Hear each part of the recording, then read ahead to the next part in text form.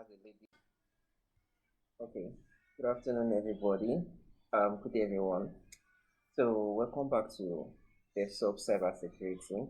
We had our last session a few days ago. So today we'll be stepping into something more practical, as you can see on our screen. Today's topic is network attacks. So, understanding the threat in network communication.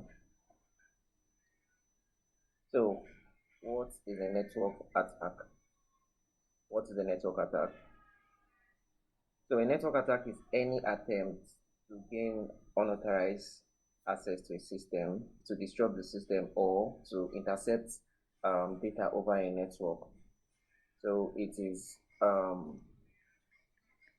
more like to modify, delete, or to steal data within a computer network. So when a threat actor, that's when an attacker targets a network, they are usually trying to compromise one of the three things of the CIA tribes. If I do believe you remember what the CIA tribes are: the confidentiality, integrity, and availability. So this is one of the things the attackers are aiming to disrupt.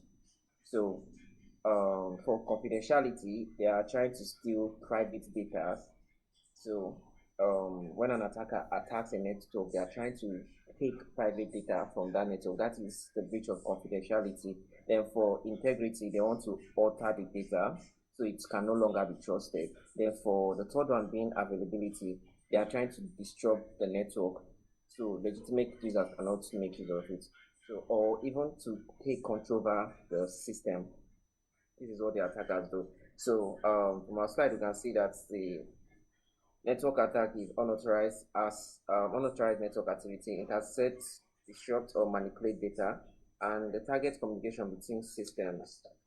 So the goals of the goal is to steal data, to disrupt service, and to gain unauthorized access.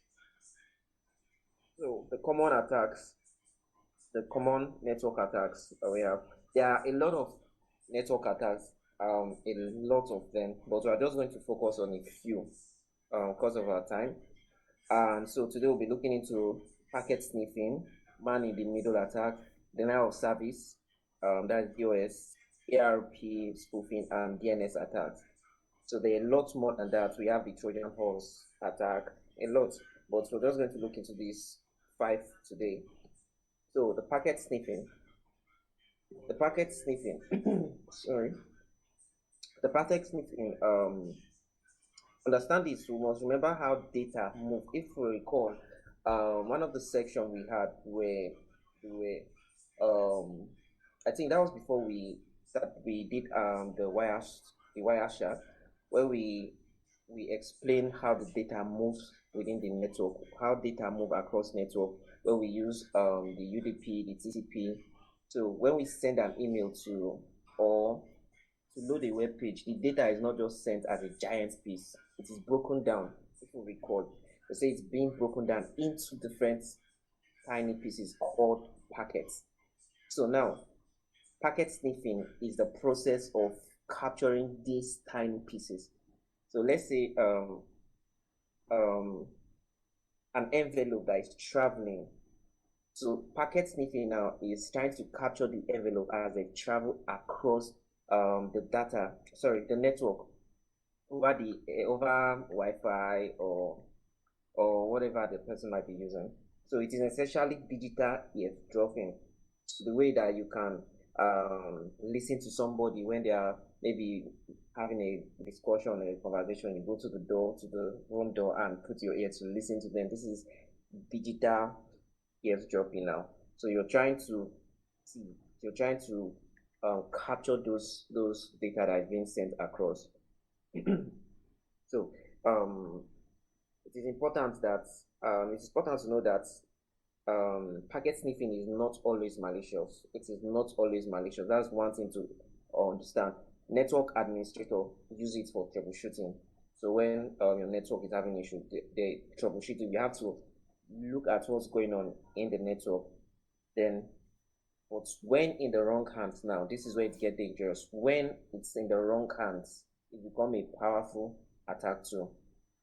So, because if someone captures your packet, what they could see it amounts a lot. Someone can see your raw data. They can see what you are. Let's see if okay. This is not clear. Would have seen this image here now is just an image that's a capture from Wireshark. You can see around here where we see what the user is typing. So the risk of packet sniffing is just exposure of sensitive data. So sensitive data that is being sent across the network is being exposed. If you're, let's say for instance, you're logging into your bank app or you're on a web page, you're logging into your bank to access or make a transaction. So as you're typing your username and password, someone on the same network as you that is actually packet sniffing could see sensitive information, especially if the website you're using isn't secured. By now, you should know what having a secured website means. So if it's not using HTTPS, they can easily sniff your packets. So packet sniffing scenario. So imagine now we are in a cafe, like in a public cafe now, and we're connected to the cafe Wi-Fi. If we're using just the example I used now in the previous slide now, if let's say we're using the public Wi-Fi to access the web, and the website we're using is not encrypted, that's meaning that the website is not using HTTPS. So an attacker now that is on the same network that is using a packet analyzer could potentially see our data in plain text. So let's assume the person is using the Wireshark to analyze the packet now and is on the same network as we are, and we're not using a secured website at that time, at that point in time. So the attacker can see our data in plain text. This is one of the risks involved in this. So this is why encryption is very critical for confidentiality. So you're in a public Wi-Fi environment with accessing an unencrypted communication. The attacker captures the packet. The result is that your data is visible in plain text. You can see the image now. This is the person here. You're using the public Wi-Fi while the attacker is still there intercepting the Wi-Fi. So whatever you're doing there that it's not secured, the attacker is seeing it in plain text, reading it. If you're typing your username is equals to user, the attacker is seeing user. It's not seeing gibberish, it's not seeing XXS, it's seeing what you type, what is in your mind as you're typing it. And you enter your password is my password at 123. It's saying that means your password is at 123.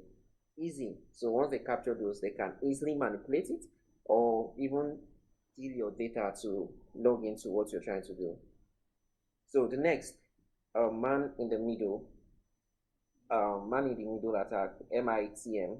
So man in the middle attack occurs when an attacker secretly intercepts the communication between two parties. So when an attacker is secretly how will I use, let me try to use another word now. An attacker is in between, like let's say it's hiding and is as between two communications. So a man in the middle now makes it takes things further than the sniffing now, the packet sniffing. In MITM, the attacker secretly intercepts and release the communication now between two parties. So you see the user now from the image we have here, you see the user trying to communicate to the web application. Now the man in the middle, the attacker now, is intercepting what the user is sending and is also the one intercepting what is going to the web application and what is coming in there. So he's seeing them. From the second image you can see, we see two people on a phone call and an attacker is secretly listening to them, and the funny part is that they don't know that they are being listened to. Their conversation is being listened to by a third person. Something that is meant to be in between two parties is now having a third party in it. So let's say for instance now this second image now, let's say um, the first person here is Bob, second person is Mike. Bob is telling Mike that, oh, see, I just got a deal of 1 million and I would like to do something. Just saying maybe something confidential that he believes that it's confidential to Mike. So not knowing that there's a middleman, there's a middle person, he is joking and smiling, taking note of every communication. So the attacker now intercepts the communication, acts as a hidden middle layer. So doesn't want to be seen, he won't even know, he's not making his presence known, and both parties are unaware that there's an attacker in the middle. So now the goal is to steal or modify data. So the goal of man in the middle, the goal of the attacker is to steal data or modify data. So a scenario now, we can still use the phone like this last slide as a scenario whereby Bob is communicating with Mike. So let's say now Bob, imagine now Bob wants to transfer $100 to Mike now, and he logs in into his computer, into his bank app, and hits send. Now, however, if Bob communication has been intercepted by the attacker, now that is the man in the middle now, the attacker will now intercept the transfer request while it's still in transit, then altering the routing information, changing the destination from Mike's account number to his, so to his own account. Then he will forward the request to the bank.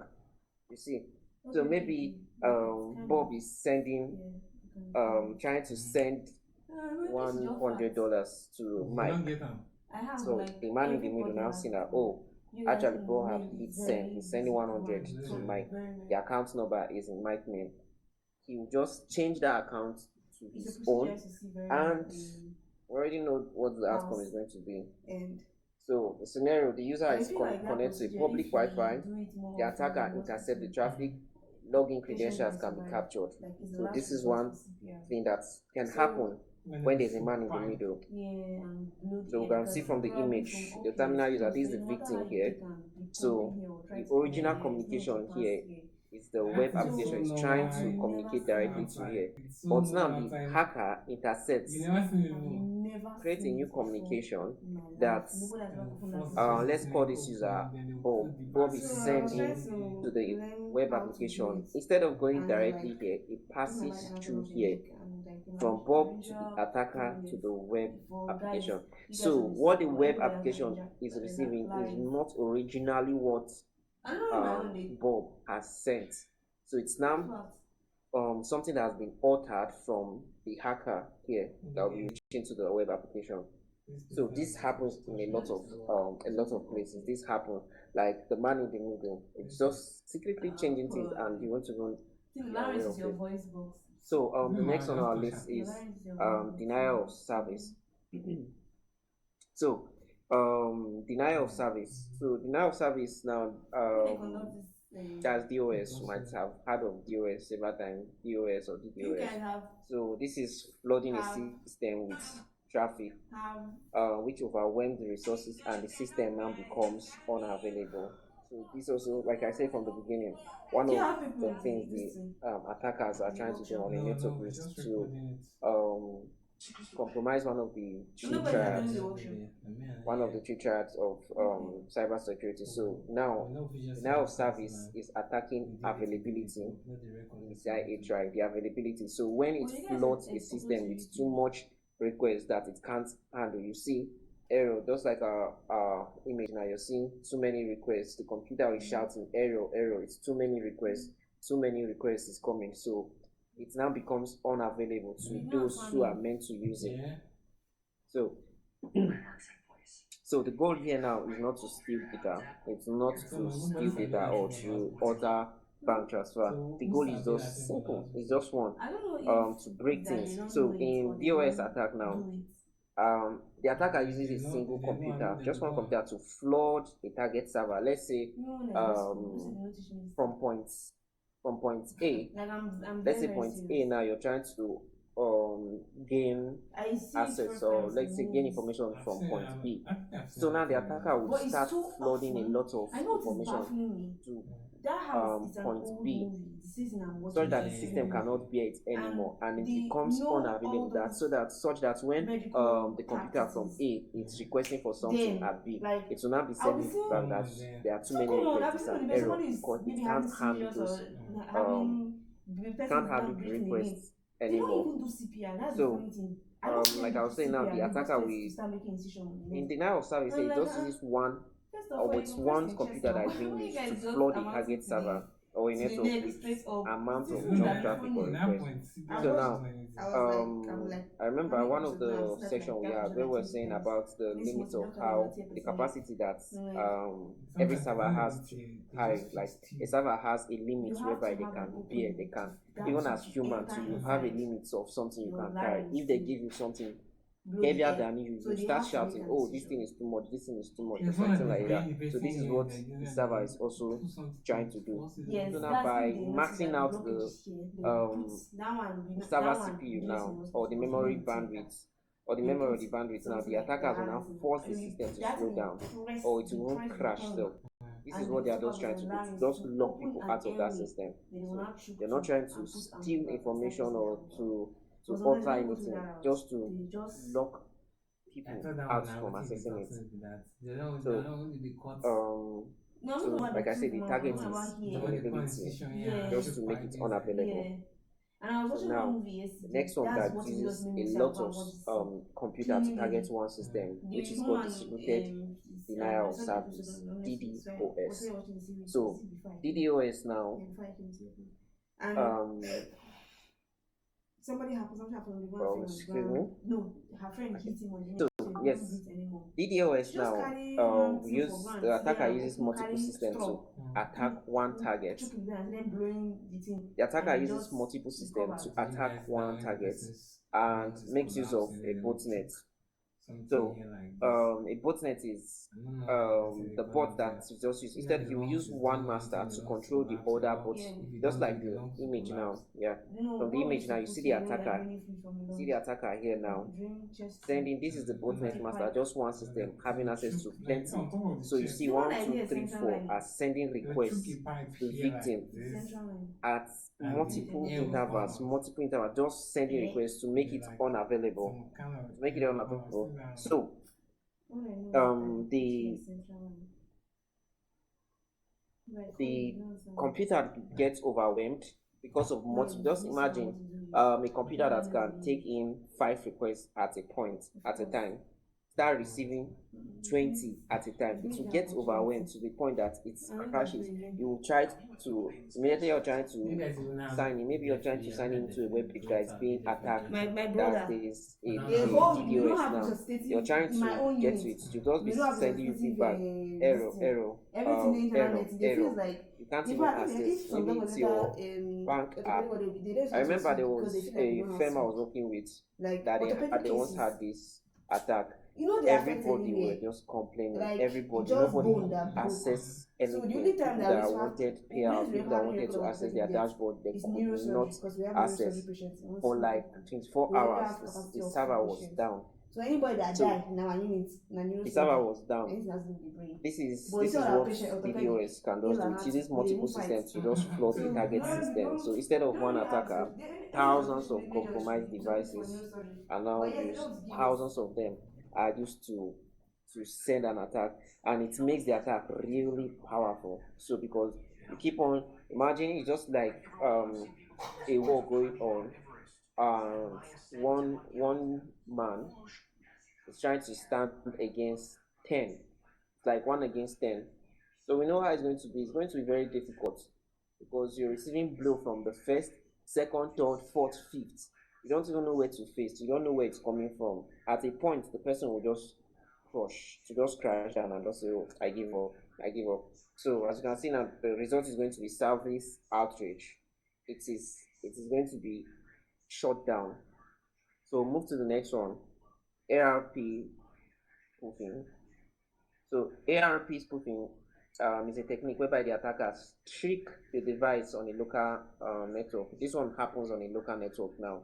So the attackers sent fake ARP messages to associate their device with another device IP. Then their device appear as another device. That is, they mark their device to look like another device on the network, and this allow them to intercept the traffic. More like um, it's more like on the local network now. On the local network, computer. We know that computer does not use um, IP address to talk to each other. Just on the local one now, they use the physical hardware address, like the MAC address now, the MAC address to communicate. So an attacker now clones his MAC address as a trusted one. So and the ARP now is a trusting protocol. The ARP is a trusting protocol now that doesn't verify if the answer is legitimate. Now, if we remember how UDP works now, when sending data across now, it doesn't verify if the end is actually receiving it or not. It just keeps sending. It just keeps sending. It just keeps sending. So now this is how ARP works. It does take protocol that doesn't really verify if an answer is legitimate or not. So if an ARP spoofing attack, in an ARP spoofing attack now, the hacker now sends a fake message to the network. So, um, let me give a scenario now. Okay, yeah, let me use this image here now. So we see now each of them now has a MAC address here. So that is being connected to this router, and they are talking to this server now. So each of them, let's say for this one now that end with YY05.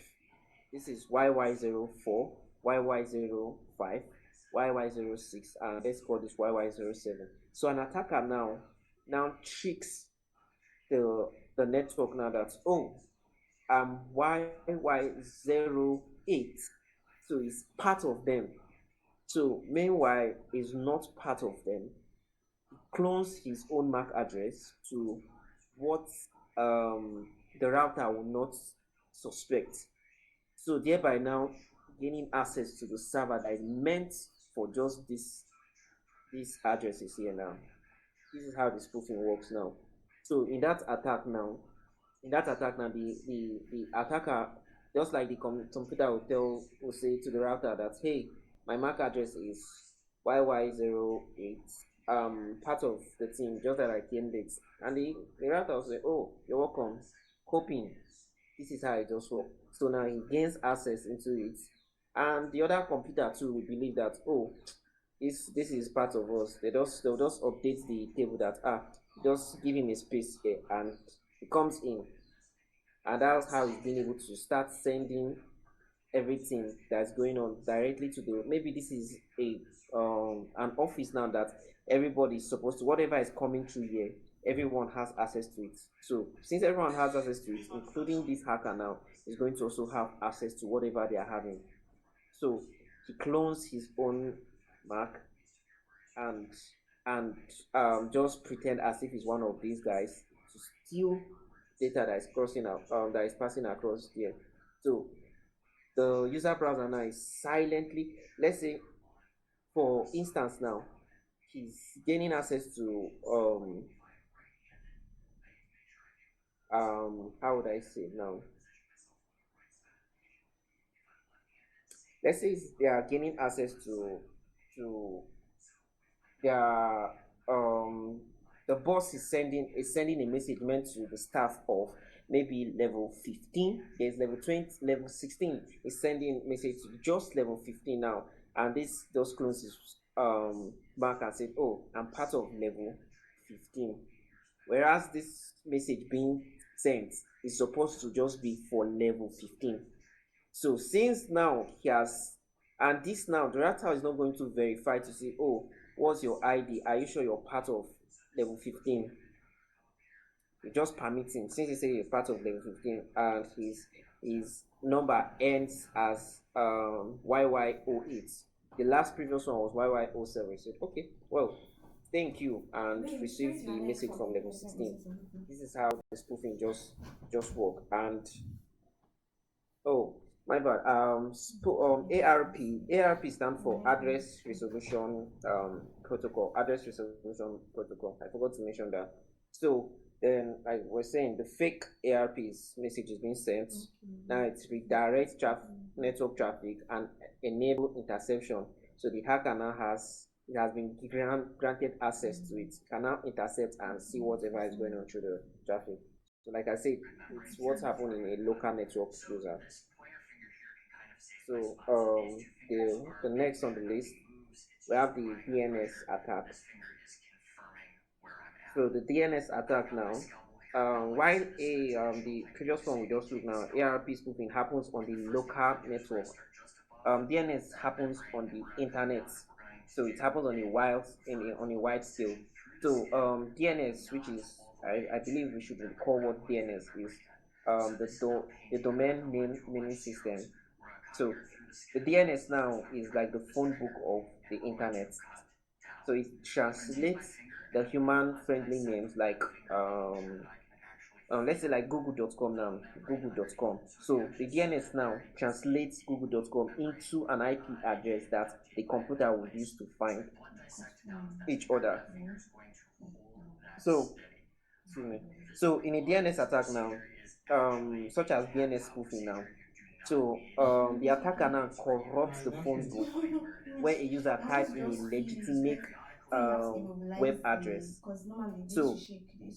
That is the compromised DNS server now so hand if you them the have to wrong get IP address, there's a space and in between the user now would be pirate silently accident redirected and to a the major malicious one. DNS. So you Look know at this the image thing. now. A user, let's say a But user if you do A mistake by now putting is trying to password pirate access password, it's going google.com. to somebody. Let's So say he's that trying to space is a access very tiny space in between here um, and here. firstbank.ng Okay. .com.ng.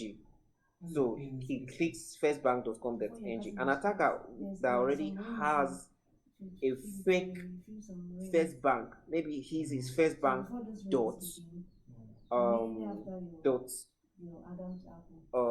mg, the m firstbank.mg.com as his own. So he redirects this user now that is trying to access the first bank, which is this tree one here, to this one. Everything is seen as legit, like the way this is. That's how it's going to be here. So user was just like, oh, it's still the same thing. He types in everything. So as he's typing in his credentials, the attacker is seeing everything in plain text. So this is how the DNS attacks work. Manipulate the domain resolution and redirect user to fake sites. So instead of going to the real sites, instead of going to the legitimate websites, the user is being redirected, and you just see without his knowledge, you think you're on the page, you're trying to get to let's say you're trying to get to which place will I use now? Okay. You're trying to get to let's say you're trying to go to an airport, then you arrive at the airport, you now want to access a terminal. Let's say you say, okay, tell the tech security to take you to terminal A. Then instead of going to terminal A, there's or let's say you're being told, yes, this is the one that would seem very legit now. You're told to go to terminal I. So you said, oh, security, please take me to terminal I. Then you get into the bus, going to terminal I, you look ahead, you see that what you're seeing is terminal I. Now maybe what is there is just L, and you're thinking it is I, the capital I, and you're seeing the small letter L, just a straight vertical line. So you just hop into there, and maybe you're being told to, oh, when you get there, drop this cash of 1 million there and just come out. You went there and dropped it, start verifying. This is how the DNS attack just works. So the user is being manipulated, the domain is being manipulated, and the user is being redirected to the fake site, and you know how it just goes. So next on our slide. So now, why does this attacks work? Why does this attack work? Mario, can you still hear me? Yes, we can hear you. Work. We have a lot of reasons why attacks work. Somebody else It's is something for an attack Yeah, to, somebody for a just system joined. to be a network to be attacked, and it's another thing for it to work actually. So like you can see now, there Can are a we lot check of flight reasons ticket, why please? attack work. A lot of reasons. So we have covered some complex attacks. Like I said in the beginning of the section that there are lots of attacks, but we just covered a few. So now the important question is, why do they continue to be successful year after year? These attackers keep getting success in attacking a system and they keep breaking in. So we can see it's from weak configuration, Yeah. from lack of encryption, from poor security practices, from human error also, from human error. So just a little error from human end can make an attacker gain access to the network. Something like using a weak passport or a weak password, or even not logging into a secured website. You see your Google is trying to tell you, saying that the website you're logging into is not secured. You still click on it, and just like whatever, just click on it to try to see what you're trying, what is behind the site. So these are a lot of it ranges from patch software to updated system. Many people that don't update their system, they don't even um download updates. Your software will say, oh, there's an upgrade in this software. You just ignore it and keep it. We have the weak password or even default password. I think it was one of the sessions where we're being advised that when you get a device, please always change the default password.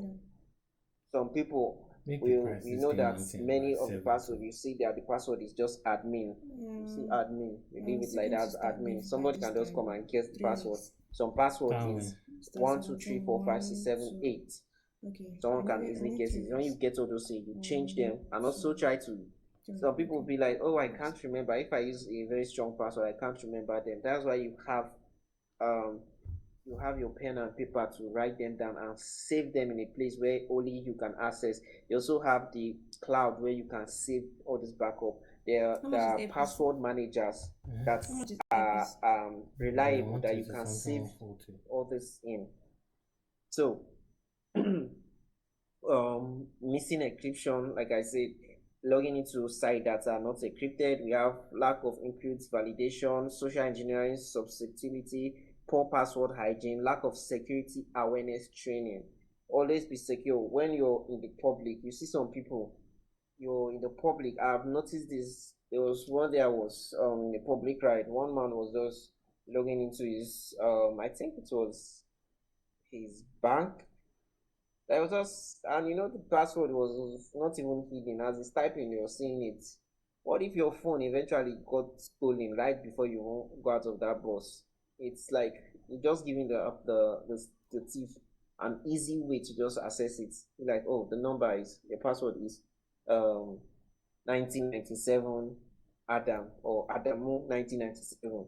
People that like using their birth age. You see Adamu 1997, Adamu 2002. Nigerian this thing. So why Just like weak passwords are very, very they are more of one of the reasons why people can gain access. A lot of time you see, I see my friends are just saying, oh, they just hacked my Facebook account. Just I feel like how?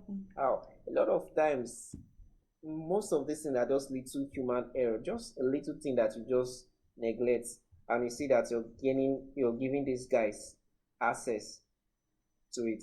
So in all this now, I'll say that the reality is that this the attackers now exploit three main weakness. It's just three main weakness now, which is the first is unencrypted protocols. So like I said, ensure you're using an encrypted protocol. Always ensure this. So if network still allows data to travel in plain text, If network allows data to travel in plain text, I believe you understand what it means now when your data is traveling in plain text.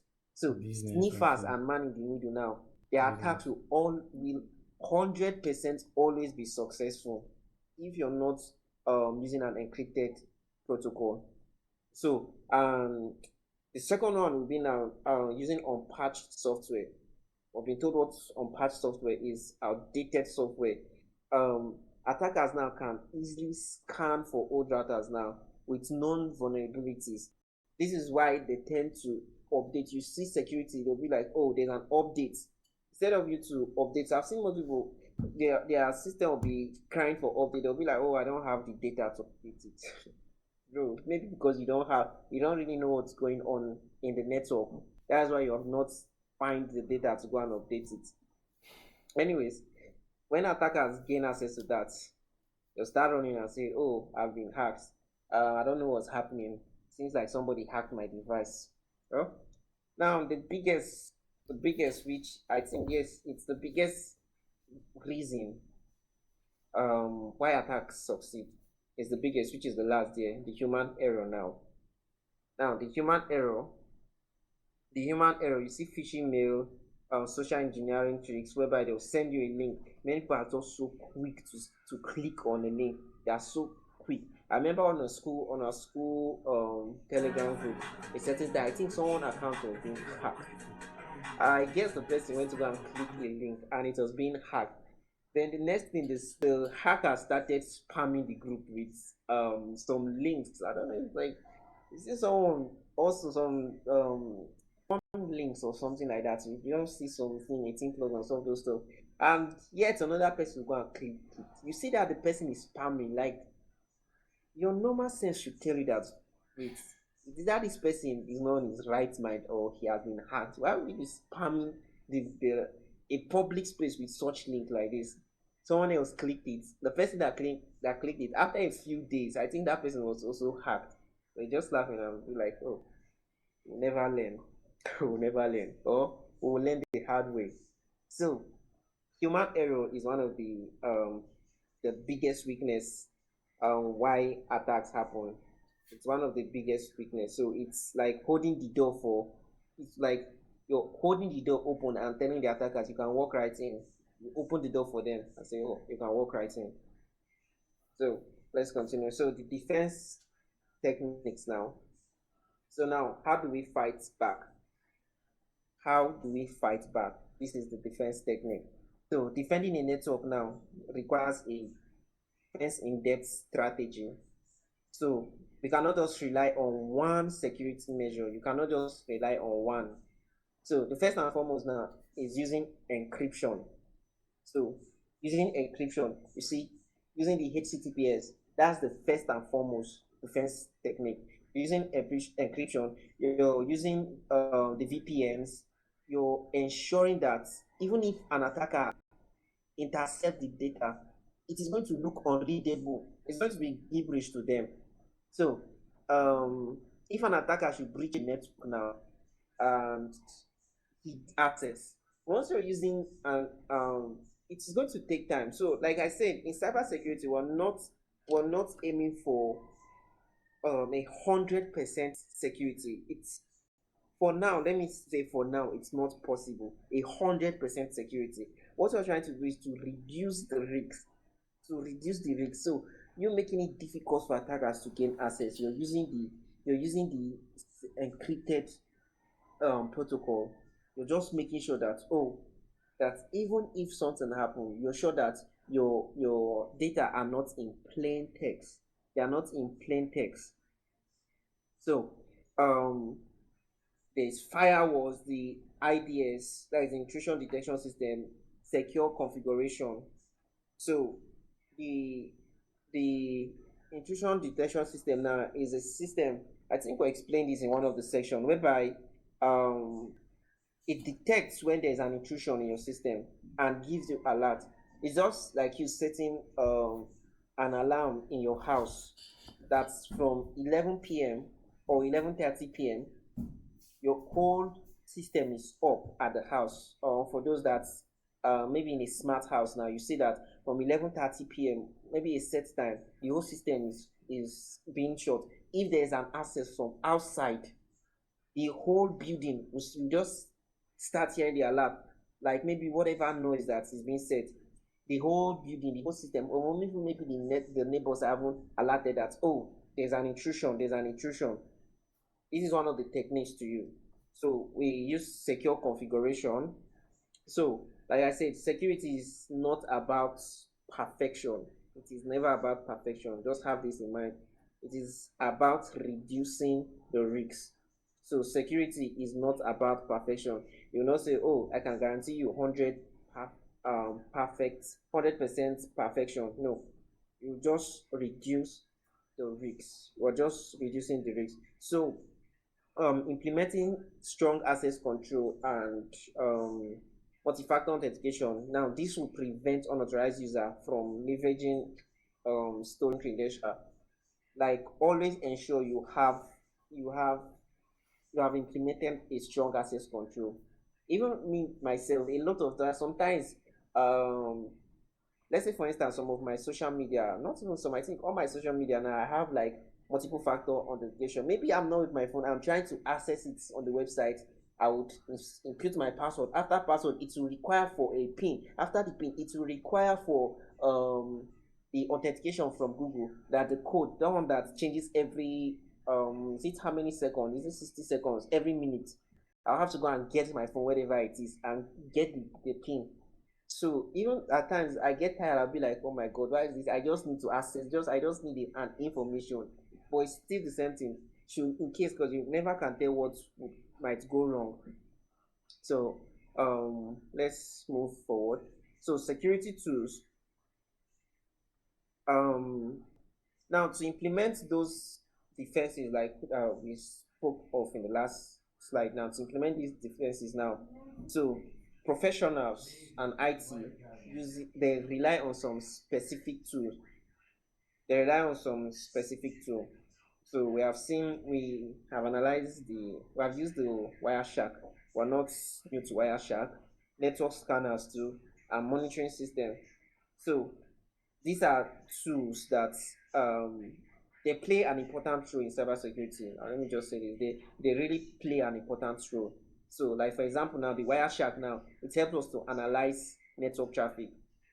So it helps us to analyze network traffic. It helps in monitoring tools to detect unusual. That is network scanner now. It detects unusual activities. So now these same tools now can be used for defense. So these same tools now can be used for defense or attack. So if if an attacker gains access to these tools now, it's a very bad thing. Wireshark, we know what Wireshark can do. He's now sniffing your packet and sees what you're doing, connect to the same network, connect to the same Wi-Fi, and sniffing your packets. In the hands of an attacker, it's a mighty destruction weapon. In the hands of a security professional, it's also a mighty defense weapon. So these tools, I'll say they are like a double-edged sword. They are 50-50. It depends on the wielder of the tool. It depends on who is behind tool.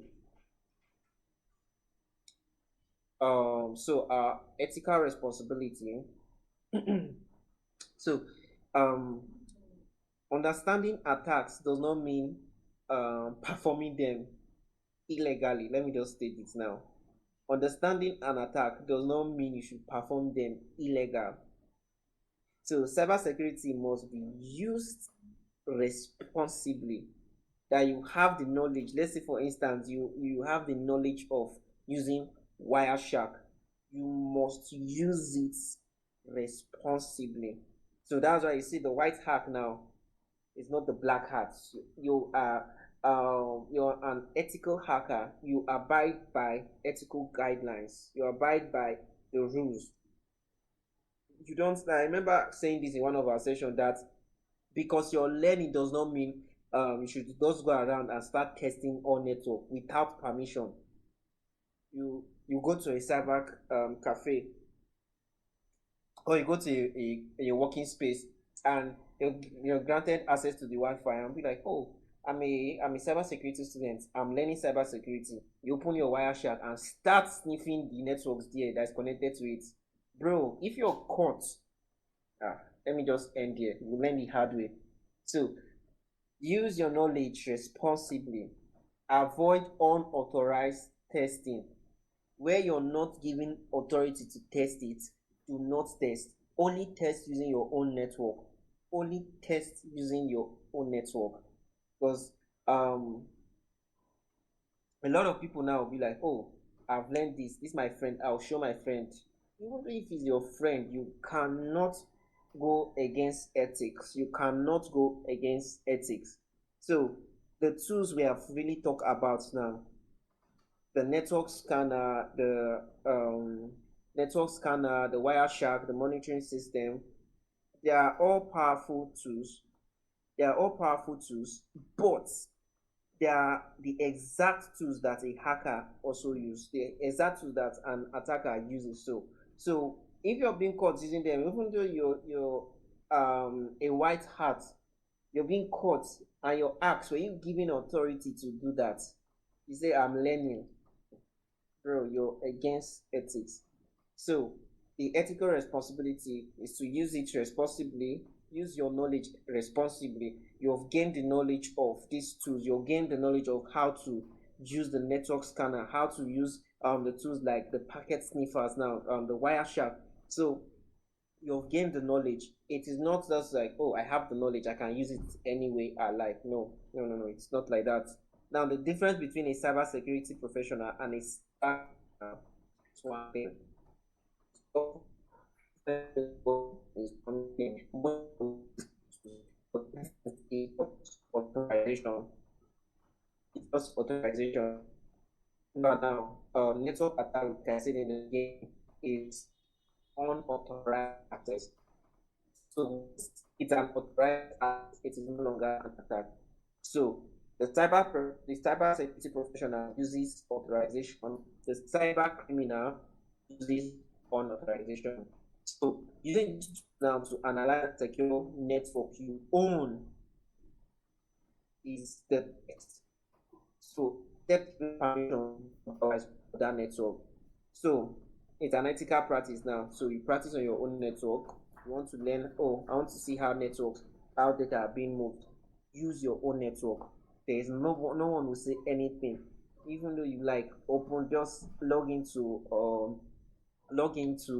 any website or even use unencrypted website. Use your own network to sniff your own self. So it's like testing it on your own self and doing it, intercepting your own data. You know what is happening. Do not try it on others. So using them on public or even to test without a permission now is illegal. So as professionals, as cybersecurity students, or even as learners, that people learning the concepts, we have a strict ethical responsibility to use the knowledge purely for defense and education. You know, easy to go and say, oh, I've learned this, I'll use it on my friend, he's just my friend, I'll use it on my mom, he's just my mom, I'll use it on my dad. No, do not try it. You're going against the rule. If you want to try it, go gain authority from the person. Go gain authority. So always practice in an authorized environment. That's what separates you from a criminal. So now the reward impact. So cybersecurity, sorry, we have seen impacts of network attacks. So they result to data breaches, they result to financial loss, service daytime, and even reputational damage. When these attacks happen, they lead to all this listed here. You can see that, like from the image, we just had to show some that have happened. Myriad botnet unleashed. These are headlines of attacks that have happened in several times before. You see GitHub servers survive record breaking DDoS attack. You can just go online, just one of these attacks, you can just Google them. You see real world attacks. This is not just like we're just saying, you see them happening in real world. So they are not something we're just saying, now we're just doing theoretical aspects. You think, oh, this doesn't happen, but it happens in everyday life. When a DDoS attack take down a major e-commerce site, like the cost is really measured in billions of naira or dollars, and loss of revenue per hour. So per hour that they don't have access to that thing, a lot of things are going down, a lot. So and it mostly is even beyond is beyond financial cost self. A major network breach can destroy the customer trust, like reputational damage. Now this is where reputational damage comes in now.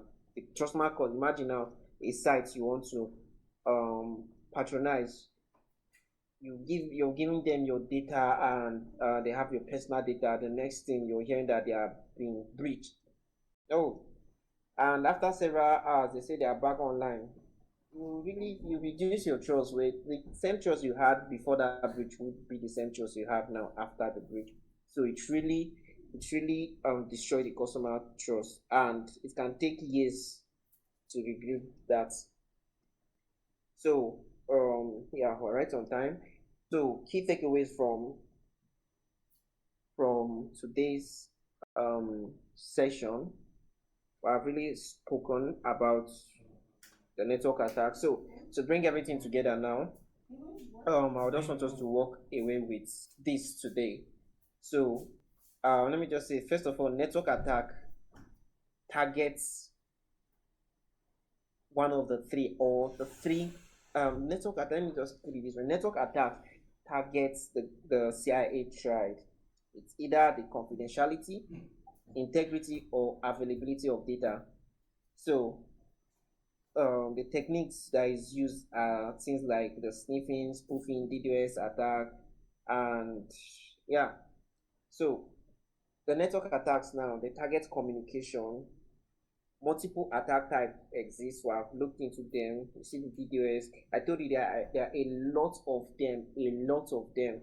There are a lot of them. After this session, you can just go back and browse them. Type of system attacks and network attacks that happen. You can see the Trojan horse. You can see the malware. A lot of them. So we have the weak security. We know that weak security enables attack. Weak security, they enable that, really enables attack. When you don't use strong password, when you don't you just ignore some simple things, human errors, not using secured protocol, a lot. So it usually enables attack, and it's easing things for the attackers. And the last of it, defense requires multiple layers. So defense also require multiple layers. So right on time, and this our last. So thank you all for your time, and thank you for your attention today. So I've come to the end of this section. You can stay connected with us through the media, and yes, so I believe if there's any questions or anything, we have the cybersecurity section where we can just chat, or in the general group you can ask any question and you'll be replied there as soon as possible. Like I said, we are all students, we are all learning. Nobody is you see anybody as, oh, this guy is like hi, I can't access this person. Ask your question or whatever, no matter how dumb the question sounds, no matter how stupid it sounds, or no matter how easy you think that, oh, this question I'm not supposed to ask it, you can ask it. Or even if you have anything to contribute and you say that, oh, this guy's, you're really missing out in this, please, you're free to do so. So this brings us to the end of today's section, and I thank all of us for our attention. Thank you. Mr. Mario, I think we can end.